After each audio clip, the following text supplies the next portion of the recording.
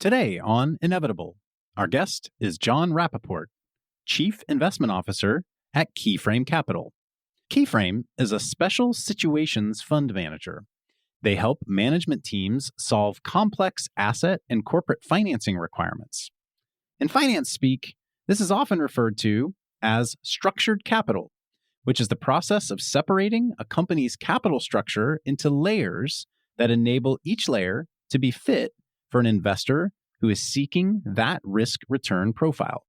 As John shares, structured capital can often be a good fit for companies in the energy transition, as companies in renewable energy and adjacent categories often have high upfront capital costs and a relatively low cost of ongoing production. John has been in financial roles in the energy and transportation space for much of his career. Prior to founding Keyframe in 2020, he joined Cyrus Capital Partners in 2008, and before that worked for Sankaty Advisors, a division of Bain Capital. He's lectured on structured capital and economics at Yale University, and he sits on the boards of many companies in the energy transition space, including Wonder Capital, Utilidata, and Sealed, among others. So let's dive into the wonky but important world of structured capital. But before we start, from MCJ, I'm Cody Sims, and this is Inevitable. Climate change is inevitable. It's already here. But so are the solutions shaping our future. Join us every week to learn from experts and entrepreneurs about the transition of energy and industry. John, welcome to the show. Great to be here. Really appreciate you having me on.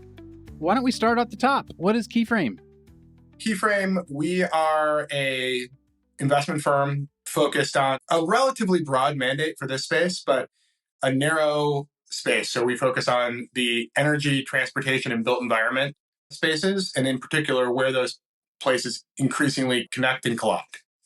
And we, from a deployment standpoint, focus on kind of three products. So we're looking to provide structured capital for firms where that's the right asset for their business.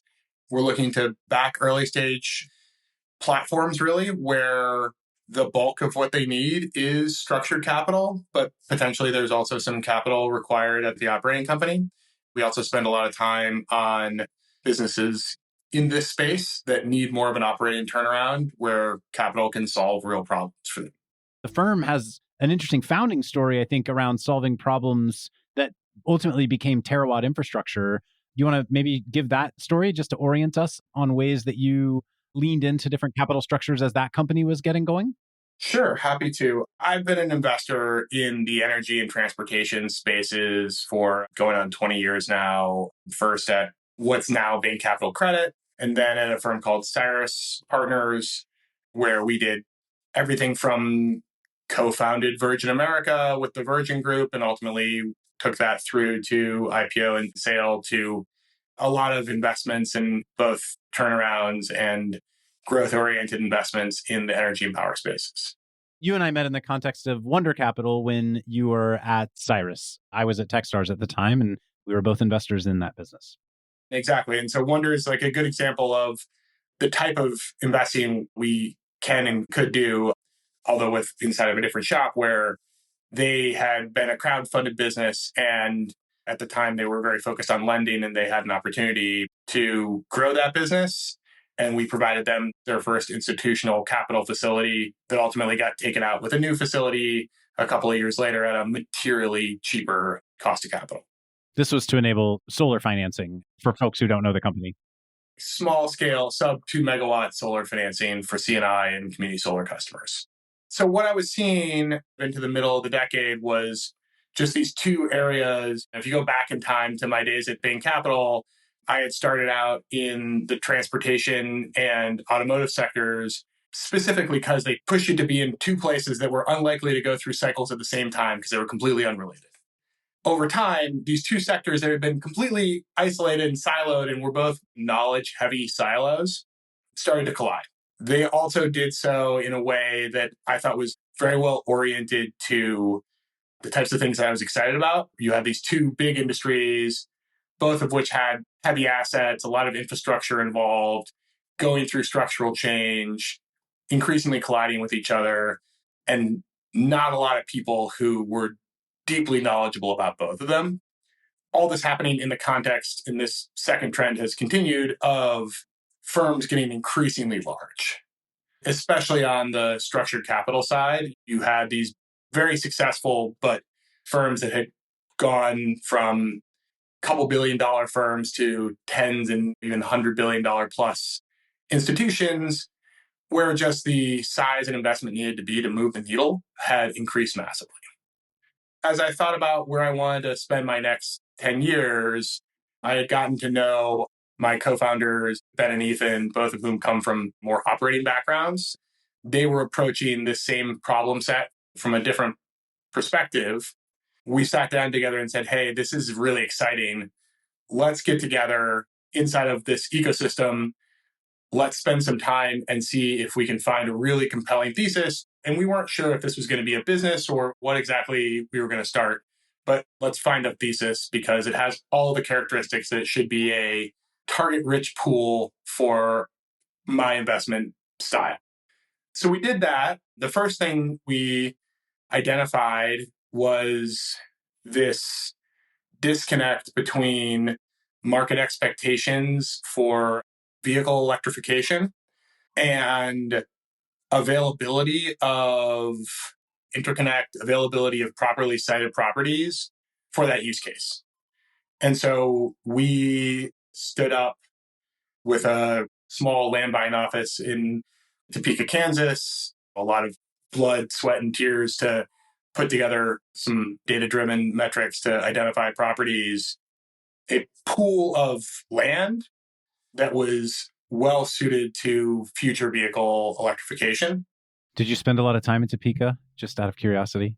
I spent some time in Topeka. I went to college in Lawrence, which is 20 minutes up the road from Topeka. So there we go. It's a really cool town. And I will say I was both impressed by the size of, I think there's something I had down there called a pancake wrap, which is basically like an omelet wrapped in a pancake. Welcome to Kansas, John. Welcome to Kansas. Welcome to Kansas. A lot of open carry as well, which is always fun for us Northerners. My home state, my man. It's a place I know and love. We still work with some folks from that office. We put together a portfolio property and had gotten to the point where we had a decision to make. One, we had started seeing more and more opportunities where our skill set and our capital seemed to really solve a problem. We weren't looking very hard for them just as part of our overall market engagement and thesis development. They were sort of coming to us and made the decision that we should start a fund and that we should go down that path as opposed to narrowly focusing. I think we also realized that the opportunity at Terawatt was really more of an operating opportunity than what had originally been structured, which was more of like a covered land play. And we had been lucky enough to find really the best CEO in the business in Neha Palmer, who had been sort of instrumental in building out all of the power side of all of Google's data center build out, who was going to make a lot more of that business than we ever could on our own, made the decision that we were better investors than we were operators, and we should go and focus and spend all our time on that. Interesting. Starting out thinking it was almost sort of a real estate structured company and turned out, no, it's actually an operating business that has to acquire a lot of assets in order to run the company. So having this realization that you could help them essentially finance a flywheel around that. Is that what I'm hearing? We potentially could have just then turned around and taken this portfolio that we had created and sold it to someone who wanted to go and develop. And that's a thing people do. And I feel pretty confident we would have made a good amount of money on that transaction. It was a much more compelling opportunity for us to bring in the team in electric vehicle charging. This is a very different proposition than plugging your Tesla into the supercharger. This is a fleet where you are mission critical, a piece of mission critical infrastructure. And so it's got a lot more similarities once you're actually in the business of building and operating the site. A lot more similarities to data centers where this needs to have very high uptime. There's proprietary software to make sure that every time a OEM does a firmware update, your chargers don't go down. It's a sad reality, but as an electric vehicle owner, and I imagine many of the listeners on the pod will have this experience, it is a travesty how often you go to a public charger and it either doesn't work or charges you, but charges you at a fraction of the speed that it was supposed to. That doesn't fly for a contract with a Fortune 100 company where you are the difference between them being able to operate their vehicles and deliver their mission to their customers or not. We just knew we weren't the team to be able to be credible in delivering that. And thankfully, we were able to bring on a team that actually can do all those things. Was there some part of that story where the firm was sort of born of that in some way? Yes. So that was our first investment that seeded the vehicle that is now Keyframe. And then we had a handful of other investments and ultimately made the decision to do that full time and have that be the core. But it's still a place that we spend a lot of time. I'm still on the board at Terawatt, and it's not like it turned into the fund, but that team that came together for the purpose of identifying one really amazing high conviction opportunity and going after it, which ended up being Terawatt, is the core of the team at Keyframe that scours the earth for the best investable thesis areas and then tries to go and solve problems. One of the reasons I wanted to have you on the show is I think a lot of our listeners are quite familiar with venture capital and how that space works. And I think increasingly people are getting familiar with infrastructure capital and maybe how they raise money for their first facility or this, that, and the other. But this whole space of structured capital, which is a broad definition, I think, may be new to folks as they're thinking about, hey, turns out I need to raise capital to finance some assets that my business needs, or I need to raise capital to buy some equipment or do some manufacturing. And I know exactly what the revenue is going to look like. I just need someone to provide the capital so I can get there. There happens to be a lot of businesses in our space, broadly defined energy, climate, call it what you will, that share some similar characteristics. So there's a lot of these businesses that have a product that they're selling that has a higher upfront cost than their traditional competitor, but a lower ongoing operating cost. So think of everything from solar and wind to electric vehicles to even a lot of things like energy efficiency that you might not immediately think of when you think of a business that needs structured capital. All of those businesses need to be able to compete for their customers with the incumbent product that's out there. Where structured capital really makes sense, and it is defined really broadly. I was a lecturer at Yale University and taught a class on structured credit for a number of years and first the econ department at the grad school. And the way, from an academic standpoint, I would describe this is when you think about any business, there's different parts of the business that have different levels of risk associated with them or volatility associated with them. If you can do a good job of matching that risk to the person who's best suited to bear that risk, you can put yourself in a better overall position. When you think about venture equity provider, they may be interested in a relatively low likelihood or hopefully high likelihood of a very high return, north of 20 or 25% a year for any investment, certainly any investment that does well. They need to know that that's what they're able to get. The idea that 9 out of 10 startups fail, but the one that works really, really, really well. Exactly. And so because of that, that one that works has to have such a high return that it can offset the risks of the ones that may not work. And where structured capital becomes really important is there are a lot of businesses in our space that aren't software businesses or media content businesses or something where the amount of capital you need to make the business work is relatively small, but instead are businesses that share some of those elements of development. I mean, solar is the classic one. When you think about solar, you are creating a 20-year cash flow stream, which is very predictable, and that's a great asset for a certain person. You are putting money up at the start to build the system and to also fund all the costs of selling the person, explaining to them what solar is, all of the things that now are a lot easier than they were 5-10 years ago. And if you have to fund that with venture equity, you need to charge them a lot on that solar to justify the cost of the capital of the venture equity. And so where structured capital comes in is If you can find a slice of your business that has a different risk profile, that's the concept is how do you take a business that as part of the nature of the business is creating a stream of cash flows that have a lower risk and a lower variability or volatility attached to them than the overall business? And how do you get capital to attach to those streams of cash at a lower cost of capital than you would for just a regular venture equity investment? As opposed to raising 100 million bucks and funding everything you need with that one slug of equity capital. It feels like that was a big lesson learned from the clean tech 1.0 downturn was don't fund everything with venture dollars. And yet I think we still are seeing companies fall into that trap today. I think there's some truth to that, or maybe at least there was some truth to that in certain prior years. There's a reality that anybody who's out there as a structured provider of capital, it's very difficult to compete with equity that is taking all the risk of venture equity, but is expecting a low return. But that is ultimately not good for our space. It's not sustainable in the sense that people will stop giving those people money. There are some impact pools of capital that are meant to do that. They are catalytic capital that is backstopping things that may not drive full market rate return, but have some kind of impact metric that they're measuring. To some extent, you're up against that a little bit, are you not?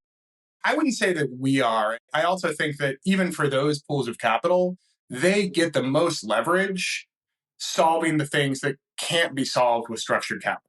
If your goal is to provide catalytic capital and the lever that you're using to provide that is a lower return expectation, then for those projects where the risk of the underlying project, they could access debt markets or preferred equity or something more on the structured side, then the catalytic capital would just go further. Let's break down a few of these specific types of structured capital just to give all of us a bit of a flavor of some of the options that are out there for entrepreneurs and people building businesses who may realize they're not just an enterprise SaaS company that can scale with incredible margins all the way through to an IPO. I've read an article on your website about something called infrastructure as a service. Maybe start with that one. At a high level, people looking for capital think too much about, oh, what are the different slices of capital that are out there, and less about the maturity of their business and what they're actually able to support. And the way that we think about this is what's the right time to think about structured capital? Even if you can go and raise equity, if at scale, you're going to need a go-to-market that requires some type of structured capital, then you are much better off building that into your business early than waiting. I don't know if there are any specific examples I can share from a confidentiality standpoint, but we've seen a number of examples of businesses that have grown with equity, knowing that at some point they were going to need to have a structured capital to be cost competitive in the market. And then when they got into a book of $10, $20 million of projects, walked into the door at your bulge bracket investment bank and gotten shut down because they hadn't done the work up front to design the product, the contract structure, the whole thing in a way that worked for the capital markets. It's like someone trying to raise a Series A when they haven't yet proven they can even take in angel money and generate 18 months worth of progress on the business. You've got to prove that you can do something. And my guess is, even if you're going to go after some asset financing structure or something like that, you need to find a capital partner who is willing to take on a little bit more risk for a business that has never done it before you walk into a big bank expecting them to lend you 30 million bucks to go buy assets on which you have not yet returned any revenue. I think there's some truth to that, although beyond just risk appetite, one of the core things that we do at Keyframe that I think makes us somewhat differentiated from many of the folks out there, and certainly from the large capital providers who really exist in that $100 million plus check range, is a really good product has to be sort of a three-legged stool between the sales team. There's no point in structuring something that you can't sell. Sell, depending on the industry, can be defined pretty broadly. The capital markets team. So you need to understand that this stream of cash flows that you're creating, checks all of the boxes from a diversification of risk, assignability of contracts. There's a lot of little things that go into this. And then the operational side of the business. And the operational side in particular is a place where we actually see folks fall down a lot, which is if you're not doing this in a thoughtful way, you can end up adding a lot of operating costs to your business model that makes it harder and harder to be cost competitive. So part of the reason that we think that businesses that have a structured capital need should look at how they are going to access those markets earlier rather than later is because you're making a bunch of choices actually about your product and about how you staff and build your business and your systems that flow directly into have you created a stream of cash flows structured in a way that actually will work for the capital markets. John, how much of the work that you do is working with founders, trying to help them understand why this is a necessary or good thing for their business? And how much of it is with lead investors, board members, engaging with them on, hey, look at this company you're working with, look how we could help re-architect its underlying financial structure? Structured capital is one tool in our toolbox, and we've really tried to align the business to be a partner to the management teams of these companies. So there's a certain type of like private credit business that's very sponsor oriented that gets brought in. We're really sort of approaching the world from a thesis-driven space first. So we'll spend a lot of time trying to understand where do we want to be in the market. For example, one of our core theses is around distribution grid congestion. This idea that as load growth increases, that the distribution grid is going to be the first place where you see friction points and where the value to either generation or controllable load inside the distribution grid should benefit from those trends. That's a thesis. And then we'll try to understand all of the companies who are addressing that problem set inside the space and get to know and engage with the ecosystem so that when you hit the type of issue that we're a good partner for, we're someone that the founder is reaching out to and saying, hey, John, is this a problem that you guys can be helpful with, or can you at least point us in the direction of somebody who potentially can? I'm hearing that as opposed to, say, a bank who is selling a specific debt product to founders. You're basically saying, hey, we can do some equity investing, we can do some lending, we can structure a credit line for you, we can do a convertible debt line. What I'm hearing you say is Keyframe is trying to be very creative in terms of how it works with founders to solve problems that are specific to a given business. The interesting thing is you guys have a pretty hefty Swiss Army knife in terms of the types of tools you can bring to bear to a founder that is trying to do something other than just raise straight up equity. Or honestly, even if they are trying to raise straight up equity, if they're in a space where we think the right capital structure or there's a better capital structure out there, we love to have those conversations. The whole reason of Keyframe was to build a cross-functional team. We're about half operators, half people with capital markets, structured credit backgrounds to go and be creative capital to solve problems. And that's just personally a lot more motivating and interesting to me than trying to build a really scalable business that just deploys the same product over and over again, although that can be an extremely profitable business for folks who do that successfully. We love complexity and we love the ability to drive transformative change in a business through solving what's ultimately a problem that can be solved with capital. And I was going to ask how in the world you then even orient yourselves, because you have all these different tools you can bring, but it sounds like you're oriented by being thesis driven. So you have a couple of specific theses you're investing into at any given moment, and you'll go canvas the market and understand companies that are working in those theses to see where, hey, maybe there's a way to do an unlock for this company that they hadn't thought about yet. That's right. And one of the factors that goes into where we focus our time is this a market where we think our Swiss Army knife is likely to be effective? So there are places that will not be amenable, even if we thought it was a great thesis, our skill sets are not well suited to the problem. So things that require really deep tech R&D oriented investment, certain types of software are just not going to be spaces where we're going to be very active because we don't bring anything differentiated from what a lot of other people can do. Hey everyone, I'm Yin, a partner at MCJ, here to take a quick minute to tell you about the MCJ Collective membership. Globally, startups are rewriting industries to be cleaner, more profitable, and more secure. And at MCJ, we recognize that a rapidly changing business landscape requires a workforce that can adapt. MCJ Collective is a vetted member network for tech and industry leaders who are building, working for, or advising on solutions that can address the transition of energy and industry. MCJ Collective connects members with one another, with MCJ's portfolio, and our broader network. We do this through a powerful member hub, timely introductions, curated events, and a unique talent matchmaking system and opportunities to learn from peers and podcast guests. We started in 2019 and have grown to thousands of members globally.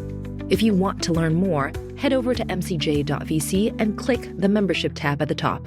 Thanks, and enjoy the rest of the show. I want to pull on a thread. You mentioned the data center financing problem, and that feels like an area where everything you're describing could be on target for you. It's energy, it's about demand and load growth. It is ultimately an asset financing business. Is that a space that you're spending time on? I think anybody who's in energy who isn't being really thoughtful, and I think it's broader than data centers. I think for all of the noise around the IRA and now the re-election of Trump and his executive orders, the big story, at least for the things that we focus on in energy, is this return to load growth. And data centers is a big piece to that, but it's much broader. I mean, you look at warehouse automation, you look at onshoring manufacturing, you look at a lot of these emerging technologies in the energy space where take something as simple as steel, where you've gone from, in many cases, blast furnaces where you were using fossil fuels directly as heat to electric arc furnaces where you're consuming huge amounts of electricity. That move, that return to material load growth in the developed world is a big deal. 100%. We are very focused on that. I mean, in terms of, are we the right people to go out and finance a data center? There are a lot of specialist firms in the digital infrastructure space who we try not to compete with places where we're the tourist around the margins and the impacts of what happens when you start adding a lot of load to an already stressed grid where you have very old transformers. I mean, it's crazy to me that we have no embedded intelligence in really any of our electric infrastructure. There's no other device that you interact with that has to make these split-second decisions that is controlled completely centrally with very little low latency visibility into what's happening at each one of these endpoints. Even touches, we were talking a little bit before the pod about fire risk, and it's clear that one of the things that could limit some of these utility fires is the ability to have more information about what's going on into the distribution grid so that utilities can shut off electricity preemptively with higher confidence and higher fidelity than they do today. It's an area we spend a ton of time. And if you think about the next decade, electrification of everything and AI load growth and manufacturing load growth and automation, those are going to be the core stories around at least the electron side of the energy ecosystem. John, when you are out raising capital for your own firm, how do you pitch prospective LPs when you aren't necessarily saying, this is our product, this is our return profile? It's sort of like, hey, we have a creative problem-solving team that is going to be able to get access to economic products that most investors aren't getting access to because they can't see it in the business model. That sounds like a tricky pitch. It sure is. We have a relatively small number of LPs who are, in general, large, sophisticated institutional investors. It's a harder pitch for a certain type. Walking into a place that wants to pigeonhole you into, are you private credit or are you infrastructure or are you venture capital? And the answer is like, no, we're really none of those things. My experience is LPs generally want you to be one of the tools in the Swiss Army knife, not necessarily the entire thing. And frankly, look, if we were focused on asset accumulation, then we would need to productize our business in a very different way. At the end of the day, though, while the precise structuring varies, the shape of trade we're looking for is really consistent. We're looking for something where there is real downside protection. One of the things that people ask us sometimes is, how are you going to provide structured finance to first of a kind projects? And the answer is, things that have a lot of binary risk are actually just not appropriate, in my opinion, for structured finance. They're appropriate for equity. And so what we're looking for is a very consistent shape of trade where we have some level of downside protection, we have some level of contractual return. In an ideal world, we also have a real amount of right tail upside participation if and when the businesses where we're investing, and this is partly why we're very focused on the quality of the underlying business, the quality of the management team, all of that, where they succeed. The way I sort of think about that is a really well-structured investment. You should have a great risk-adjusted return, but also a really solid absolute return across a portfolio because your hit rate should be a lot higher than a venture capital investor. How should founders start to engage and think about these opportunities? There's not a lot of content out there for founders thinking about alternative ways of financing aspects of their business. You can read a lot about convertible debt. You can read a lot about equity. You can read a lot about venture debt. It starts to get trickier as you move beyond those things. I'd love to say, well, I have this book of amazing resources that we can go and hand out. And it's something we've thought about actually creating and probably should.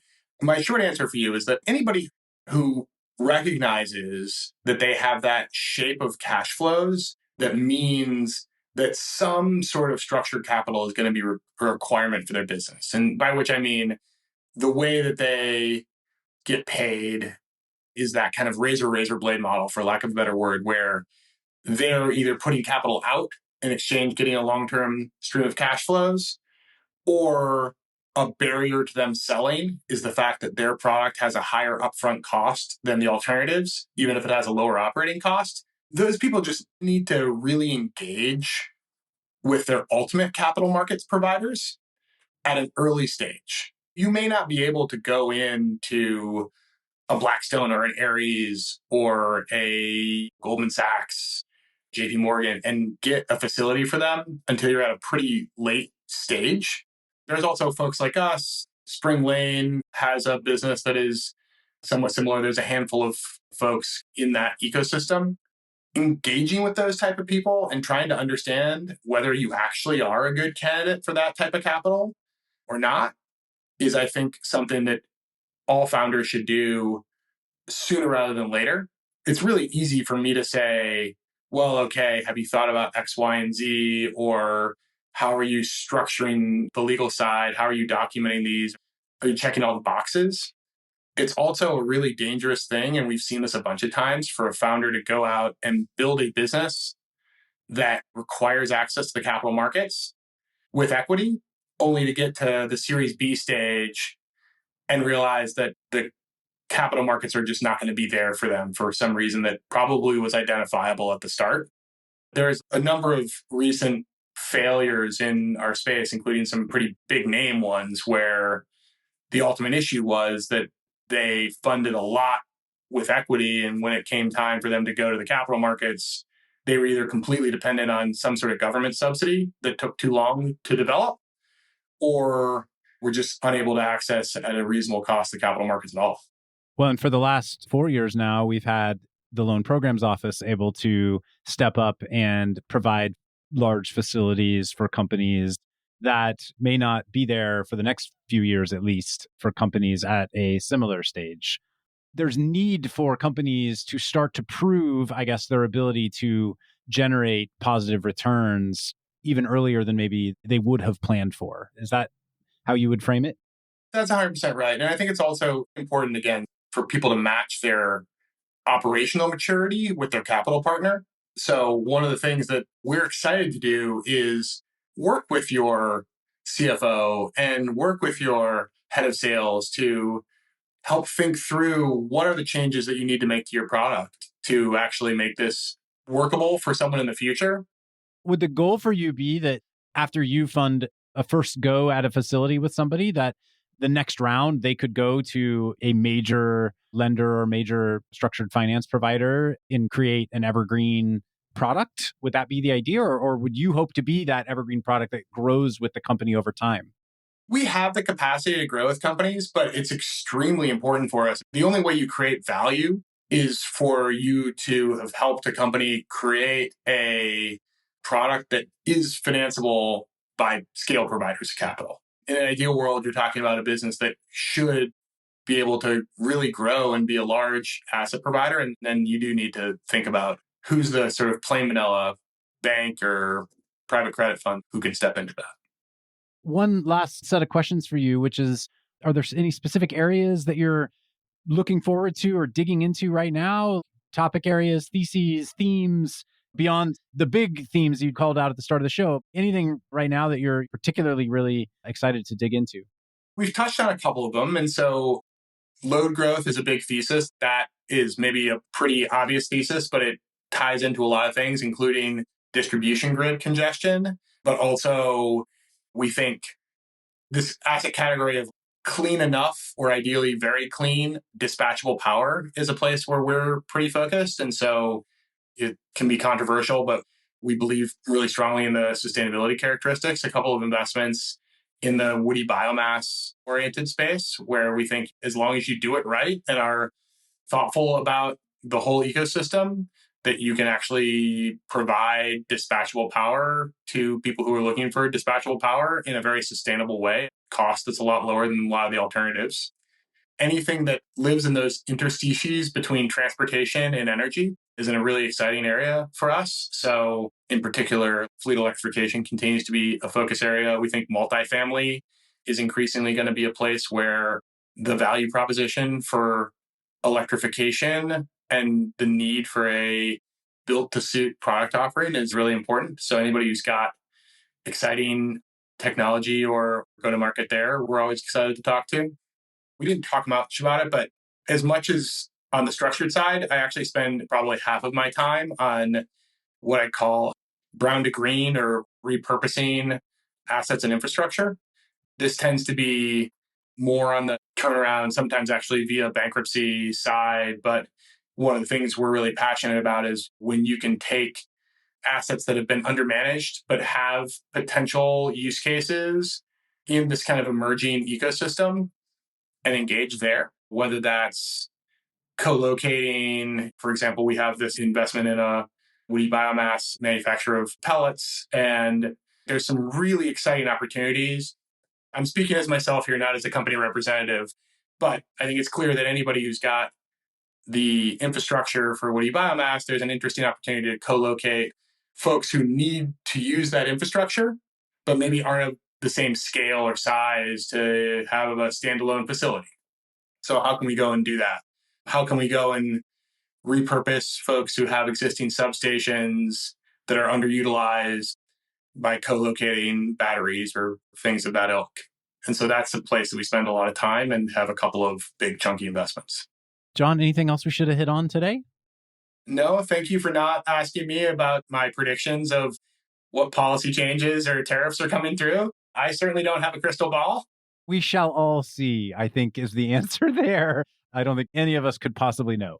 Really appreciate you having me on. And one of the things that we didn't exactly touch on, but one of the things that leaves me really excited about this space, our core focus has always been on places where just the economics work. And the fact that there are so many places where the unsubsidized economics of energy efficiency, solar, wind, electric vehicles in many use cases are just better, gives us a lot of excitement about the ability to grow and continue to support businesses that have really great returns from here. Well, I appreciate you coming on and sharing a bit about the uniqueness of what you're trying to do at Keyframe. Hopefully it's helpful to people listening who are realizing that they have aspects of their business that could benefit from some capital acceleration that isn't just equity dollars. And with that, go check out the folks at Keyframe. John, thanks for your time. Thanks, Cody. Really appreciate it. Inevitable is an MCJ podcast.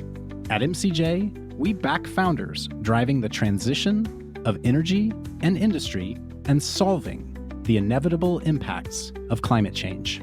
If you'd like to learn more about MCJ, visit us at mcj.vc and subscribe to our weekly newsletter at newsletter.mcj.vc. Thanks, and see you next episode.